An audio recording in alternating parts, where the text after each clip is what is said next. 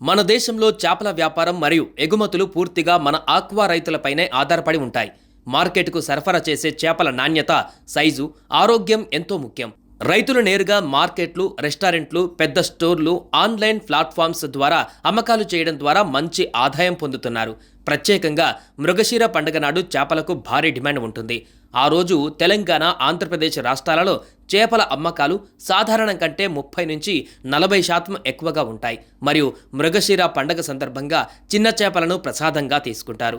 ఆంధ్రప్రదేశ్ మొత్తం చేపల ఉత్పత్తిలో సుమారు 40-45% భాగస్వామ్యం చేస్తుంది. అలాగే శ్రింప్ ఉత్పత్తిలో 60-70% ఎగుమతులు చేయడం జరుగుతుంది.